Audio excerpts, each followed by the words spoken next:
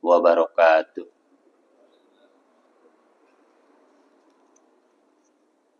Alhamdulillahilladzi ahyana ba'da ma amatana wa ilaihi nusyur. Asyhadu an la ilaha illallah wa asyhadu anna Muhammadan abduhu wa rasuluh.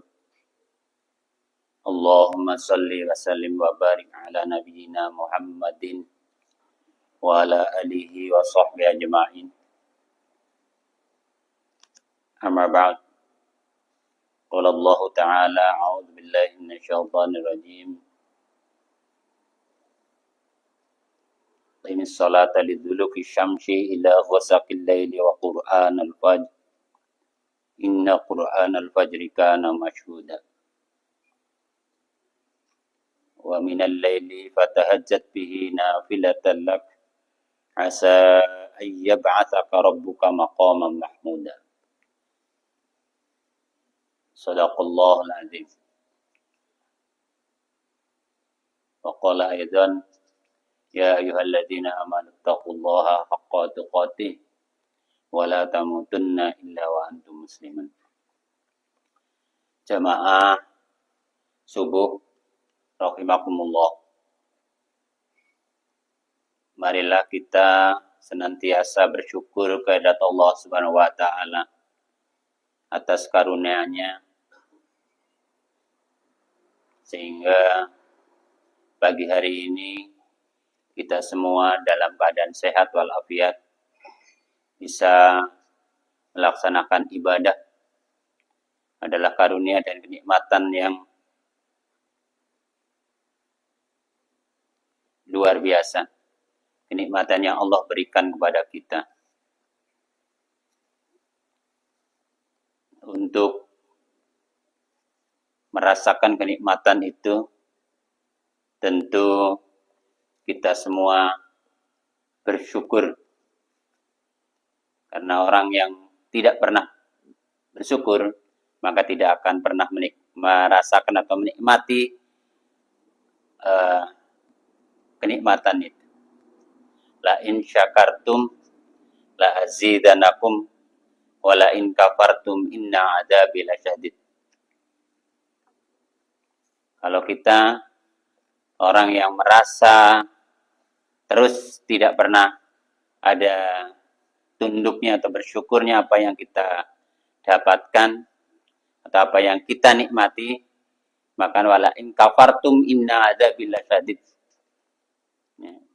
Allah mengatakan bahwa kita di hati kita kufur nikmat, tidak pernah merasa cukup, maka azab Allah sangat pedih. Bisa azab di dunia, bisa azab di akhirat. Azab di dunia ya tersiksa jiwanya. Salawat dan salam kita curahkan kepada junjungan kita Nabi besar Muhammad sallallahu alaihi wasallam. Hadirin, saya bacakan sebuah hadis dulu yang sering saya bacakan, saya ulang-ulang. Karena menurut saya itu penting, ya, yaitu hadis Al-Bukhari nomor 660 dan hadis Muslim nomor 1031. An Abi Hurairah radhiyallahu an qala Rasulullah sallallahu alaihi wasallam, sab'atun yudhilluhumullahu fi dhillihi yawma la dhilla illa dhilluh. Imamun adil wa syabbun nasha'a fi ibadatillah wa rajulun qalbuhu mu'allaqun bil masajid wa rajulani tahabban fillahi tama'a alaihi wa tafarraqa alaihi wa rajulun da'athu mara'atun dhatu mansibin wa jamalin faqala inni akhafullah wa rajulun tasaddaqa bisadaqatin fa akhfaha hatta la ta'lama shimaluhu ma tunfiqu yaminu wa rajulun dzakarallaha khalian faqadat aina. Dari Abu Hurairah radhiyallahu an berkata, Rasulullah sallallahu alaihi wasallam bersabda, sab'atun yudhilluhullahu fi dhillihi yauma la dhilla illa dhilluh. Ada 7 golongan yang akan mendapatkan naungan Allah pada hari kiamat, atau pada hari ketika tidak ada naungan selain naungan Allah Subhanahu wa taala. Tidak ada 7.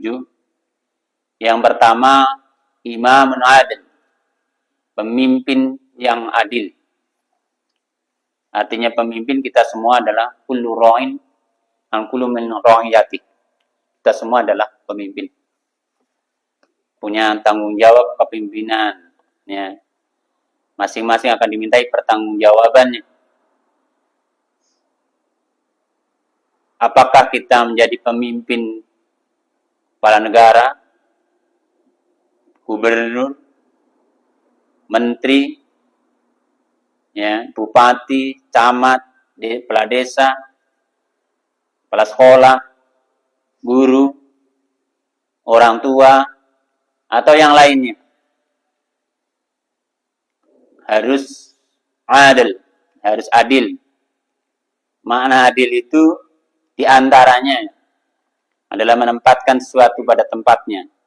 Artinya tidak zalim, tidak pilih kasih, setara. Ada 3 dimensi biasanya adil.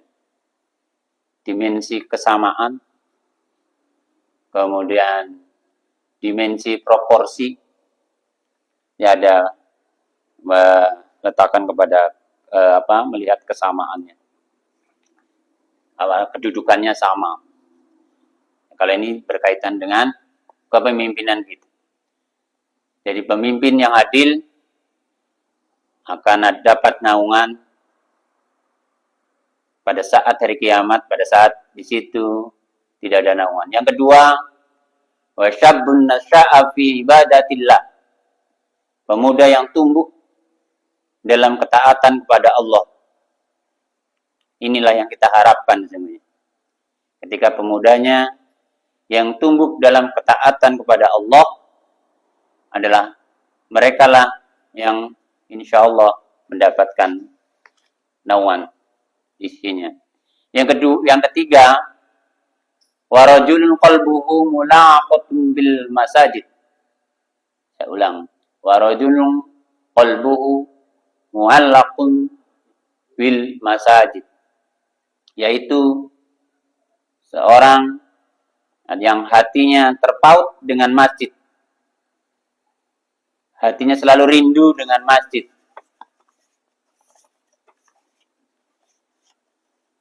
Nah, maknanya taut dengan masjid itu rindu. Rindu kalau kita misalnya rindu dengan sholat berjamaahnya, rindu dengan berjamaahnya itu, rindu dengan para jamaahnya, rindu berzikir, rindu belajar ilmu, ya semacam kita ini atau di majelis ini, sehingga di masjid itu menjadi tempat, ya, pusat kita dalam pembinaan diri kita, kaitannya dengan iman dan akhlak. Kalau pemuda, dan orang muda itu biasanya pada masa-masa gejolak, ya, masa-masa perkembangan. Kalau dalam psikologi maka anak muda itu biasanya masa anak-anak yang penuh godaan. Sekarang mungkin penuh tantangan. Makanya pemuda yang istiqomah, akhlaknya baik, sholatnya istiqomah, maka mendapatkan keistimewaan yang besar. Inilah artinya bahwa Islam sangat memuliakan generasi muda. Nah, sekarang tantangannya generasi muda kita, remaja kita adalah main TikTok itu. TikToker, TikTok termasuk orang-orang dewasa. Kalau saya sendiri nggak punya akun TikTok. Nggak punya. Jadi biasanya kan ada di story itu. Apa sudah buka TikTok sudah view-nya sekian. Ini sudah tantangan kita memang. Ya. Tapi kalau kita misalnya tidak mau ngisi itu ya, yang baik-baik tidak mau ngisi di media sosial, diisi yang nggak baik-baik. Ketika ngelihat langsung. Jadi kalau kita sudah ngeklik, ya ini logaritma. Kalau kita sudah ngeklik yang baik, maka yang keluar yang klik pengajian, maka nanti sering keluar yang pengajian-pengajian. Tapi kalau kita ngeklik yang gosip-gosip, ya keluar gosip-gosip terus. Itu logaritma. Nah, ya makanya pemuda-pemuda kita ya didekatkan ke masjid menjadi pemuda-muda yang untuk masa depan, yang tidak hanya sebagai konsumen komunikasi, teknologi komunikasi, tetapi menjadi seperti itu loh. Kita kenal apa namanya yang orang kaya raya yang punya Starlink, Elon Musk. Nah, kan luar biasa anak muda. Kenapa di Amerika terus kayak gitu-gitu? Kan kekayaannya melebihi kehidupannya. Bisa 7 turunan kalau di kita itu. Menguasai Starlink ketika kemarin membaca yang Iran itu. Jadi Iran itu sudah artinya sudah demonya itu luar biasa. Ya. Kemudian komunikasi internet oleh pemerintah Iran itu dimatikan. Ya. Tetapi apa? Nah, karena demonya itu ada Starlink, makan masih bisa. Tapi ternyata insinyur-insinyur ini loh termasuk. Insinyur-insinyur yang cerdas di Iran, saya baca anunya. Insinyur-insinyur Iran, orang-orang memang Iran itu kan, kalau kita buka peradaban sejarah itu kan Persia. Jadi generasi pemimpin terus menerus. Ternyata bisa membuat sinyal Starlink itu tidak bisa terbuang. Sehingga pemerintahan Iran kita tidak mendukung siapapun, tapi bagaimana menjadi pemuda yang cerdas, yang istiqomah, yang kuat, ya, yang disebut dengan wasyabun nasya'a fi ibadatillah, yang senantiasa dekat kepada Allah Subhanahu wa taala. Kemudian wa rajulan tahabban fillahi ijtama'a alaihi wa tafarraqa alaihi, yaitu 2 orang yang saling mencintai karena Allah, bertemu dan berpisah karena Allah. Persahabatan yang dibangun karena iman, bukan karena kepentingan dunia, maka itu akan langgeng. Disinilah terlihat persahabatan yang ikhlas, maka akan mendapatkan lindungan. Artinya persahabatan yang ikhlas itu ya bersahabat ketika sahabatnya keliru, dikasih tahu kekeliruannya sehingga tidak terjebaknya. Itulah makanya persahabatan yang membawa kepada jalan ke surga. Jadi persahabatan itu karena Allah Subhanahu wa taala. Yang berikutnya warajulun da'athu mara'atun. Ya. Datu mansibin wa jamalin faqala inni akhafullah. Ini yang laki-laki yang diajak maksiat perempuan cantik. Ini orang pemimpin itu nanti kalau ya, termasuk godaannya. Nah, kalau bisa ketika laki-laki diajak maksiat wanita cantik, maka kemudian menjawab inni akhafullah, sesungguhnya saya takut kepada Allah, tidak melakukan maksiat, itu akan mendapatkan perlindungan dari Allah Subhanahu wa taala. Wa rajulun tasaddaqa bi sadaqatin fa akhafaha hatta la ta'lama shimaluhu ma tunfiqu bi yaminu. Orang yang bersedekah yang sembunyi, artinya tidak diumumkan. Sehingga dikatakan tangan kiri ketika memberikan tangan kiri tidak mengetahui apa yang diberikan tangan kanannya. Dan yang terakhir, yang ketujuh, warajulun dzakarallaha khaliyan fa faudat ainah. Jadi orang yang mengingat Allah saat sendirian, fa faudat ainah, meneteskan air mata. Jadi ketika berenung mungkin di sholat tahajud malam, mengingat, langsung meneteskan air mata. Bukan air matanya ditetesin, tetes mata kemudian netes, bukan itu ya. Jadi meneteskan air mata pada saat-saat sendiri dan berdoa kepada Allah Subhanahu wa taala.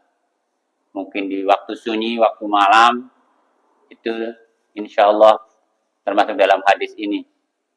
Jadi menangis karena mengingat Allah saat sendirian. Artinya itulah tangisan-tangisan yang tulus, tangisan yang takut, dan tangisan yang rojak kepada Allah Subhanahu wa taala. Jadi kalau kita bisa garis highlightnya dari hadis ini adalah bahwa hari kiamat itu yang kita yakini akan pasti datang, dan suatu saat akan ketemu pada yang tidak ada naungan. Padang mahsyar tidak ada naungan kecuali naungan Allah Subhanahu wa taala, naungan syafaat Nabi Muhammad sallallahu alaihi wasallam. Hanya orang-orang yang beriman, orang-orang yang ikhlas, dan orang-orang yang takwa lah yang akan selamat. Hadis ini ingin mendorong pada kita semua, pribadi-pribadi kaum muslimin, agar menjadi pribadi yang soleh dalam berbagai kehidupan. Jadi untuk mengantarkan kita agar kita senantiasa bertakwa kepada Allah Subhanahu wa taala. Baik, kita lanjut kajian kita. Pada waktu itu kita sudah di akhir, bahwa dalam tasahud, di tasahud awal kita sampai innaka hamidum majid atau fil alamina innaka hamidum majid. Kemudian berdoa, Allahumma inni dzalamtu nafsi dzulman katsira wa la yaghfiru dzunuba illa anta faghfirli maghfiratan min indika warhamni innaka antal ghafurur rahim. Jadi makanya duduk awal di rakaat kedua biasanya panjangnya hampir sama dengan di rakaat di duduk akhir, karena ada doanya yang sama.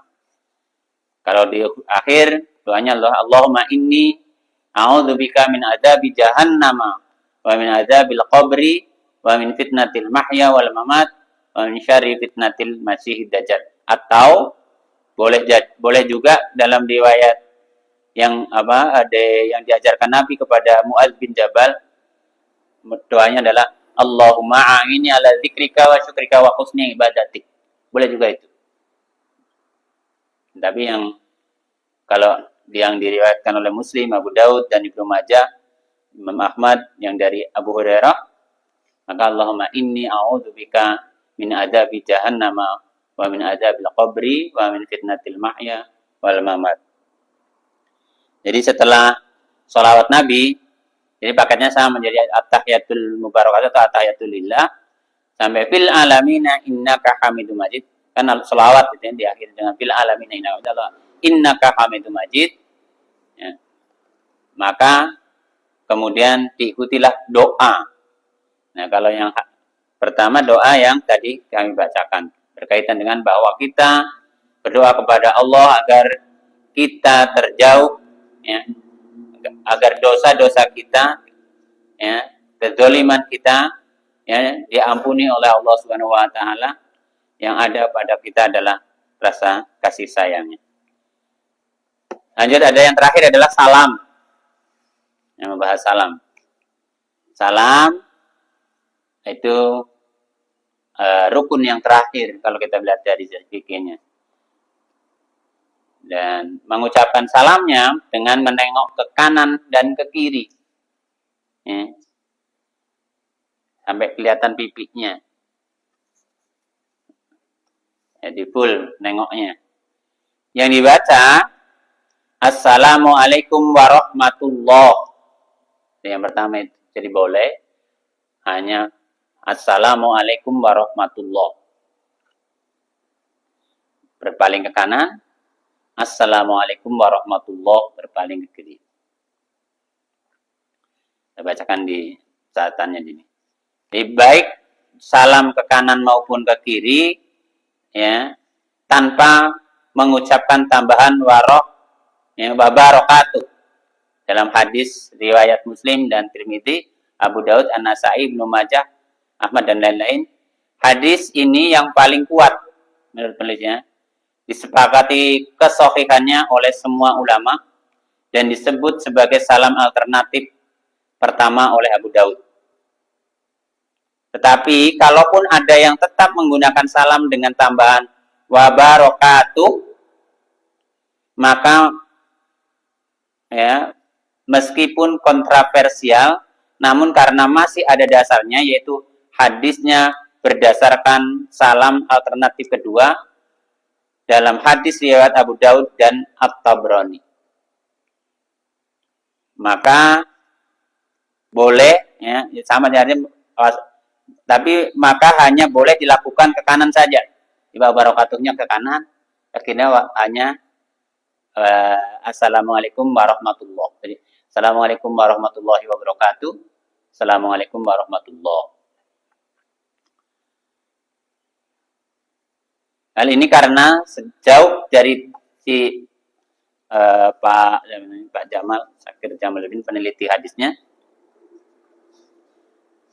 sejauh yang dipahami atau didapatkan dari meneliti itu, tidak ada hadis makbul dari Nabi yang menuntun salam dengan tambahan warahmatullahi wabarakatuh pada kedua sisi kanan dan sebagainya, apalagi pada sisi kiri saja.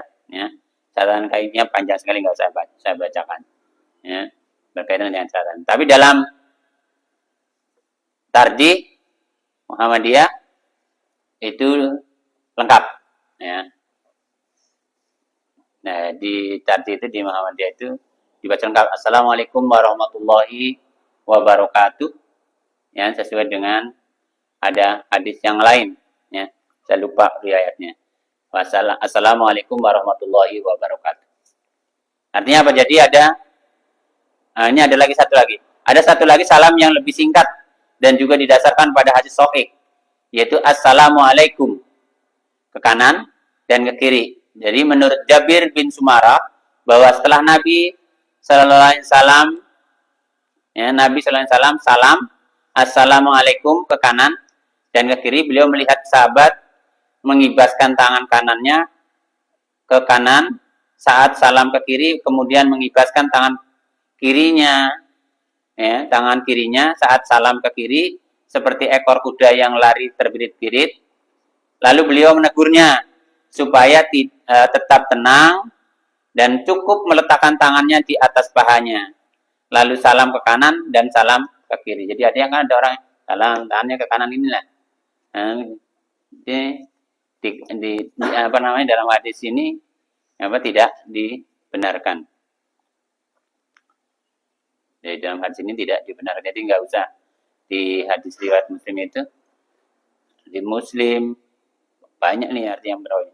An-Nasa'i, Ahmad, Baihaqi, Uzaizimah, At-Tabrani. Jadi yang kanan dan kiri tidak dibenarkan, ditegur oleh Nabi Muhammad Shallallahu Alaihi Wasallam. Jadi tetap di pahanya itu. Luar biasa sih dari intinya. Jadi poin inti dari hadis ini, selain kita dilarang mengibaskan tangan saat salam ke kanan dan ke kiri, juga Nabi SAW mencontohkan salam yang singkat seperti di atas, yaitu Assalamualaikum. Tapi salam singkat ke kanan dengan ungkapan Assalamualaikum warahmatullah, lalu ke kiri Assalamualaikum. Boleh juga. Ya.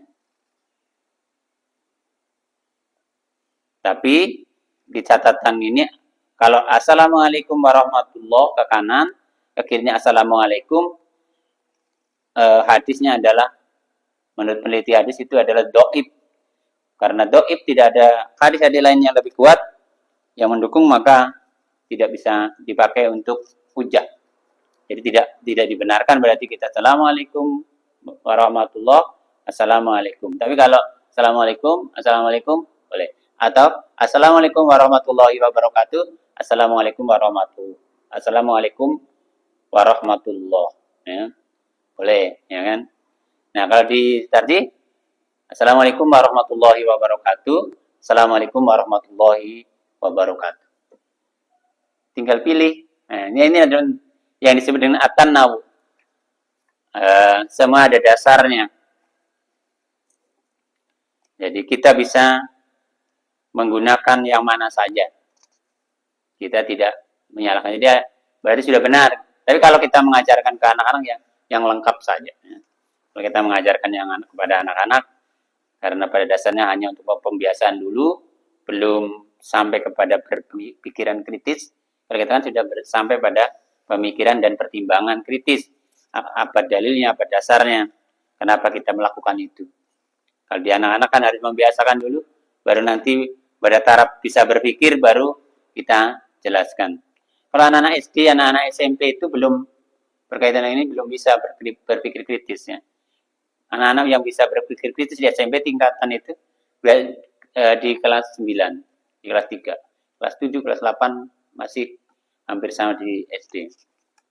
Jadi yang dipentingkan sebetulnya kalau yang masih di anak-anak adalah pembiasaan. Itu jadi berkaitan dengan salam. Jadi semua gerakan sholat, catatannya ya, kesemuanya berkaitan dengan sholat adalah semua gerakan sholat harus dilakukan dengan tenang dan sempurna. Itu yang disebut dengan tumak ninah. Tidak kilat. Nah, ini mau Ramadan lah ya. Nanti ada yang sholat, biasanya ada laporan di media sholat tarawih 23 rakaat dalam waktu 7 menit. 7 menit berapa ya? Yang tahun lalu itu. Jadi walau alam itu bacanya apa yang kita tahu ya. Tapi hadis muttafaqun alaih itu gerakan sholat itu di rukunnya adalah ya intikal itu rukunnya adalah adalah tumak ninah, tenang ya, sejenak. Jadi sujud ya harus sampai nempel semua, bacaannya sempurna, itulah tumak ninah. Ya, nggak tahu bagaimana bacanya. Jadi kalau 7 menit 23 rakaat, 1 menit berapa rakaat itu? 7 menit. Artinya baca Al-Fatihahnya sekali napasnya. Dolin, nggak tahu, nggak bisa saya itu. Nggak bisa. Karena biasa kita baca pelan. Mungkin karena sudah terbiasa baca ini. Dolin, amin. Ya. Ya. Kalau kita nggak bisa. Mungkin kalau sudah mereka mungkin biasa, jadi bisa. Ya. Kalau untuk anak-anak senang ya, sholatnya cepat selesai. Selesai. Saya ingat di Grogot, kalau terawih di Grogot kan di Masjid Juwata itu kan kita bisa yang anak-anak tersendirikan, yang ngelola biasanya remaja, pemuda-pemudanya itu, ya kan, OSIS SMK, SMA itu yang ngelola, ada imamnya, diatur jadwalnya. Nanti itu anak-anak itu senang. Ada yang imamnya kan teman-temannya sendiri. Ada yang imam itu luar biasa, cepat. Kepengennya cepat kan? Waladhdallin, amin. Alif lam mim. Allahu Akbar. Anda disenengin anak-anak itu apa namanya? Anak-anak. Ya, jadi cuma baca Alif Lam Mim, Yasin, ambil satu ayat. Dan anak-anak begitu. Ya. Karena kalau anak-anak memang harus cepat. Begitu apa namanya panjang sedikit, dia pikirannya kreatif kemana-mana. Ada yang jalan ke sana, ada yang nendangin temannya. Jadi ya mengelola anak-anak itu tidak mudah ya. Jadi memang harus didampingi, harus apa namanya tidak bisa juga kasar-kasar terus. Mungkin itu pengajian pagi hari ini sudah selesai berkaitan dengan hadis-hadis yang menjelaskan ya hadis-hadis kontroversi yang berkaitan dengan sholat ya. Jadi dari takbiratul ihram sampai kepada salam. Kita sudah memahami, artinya tinggal kita melaksanakannya. Jadi insya Allah untuk pertemuan bulan depan, jadi bulan suci Ramadan kita akan membahas sedikit tentang sujud sahwi dan sujud tilawah. Mudah-mudahan ada manfaatnya.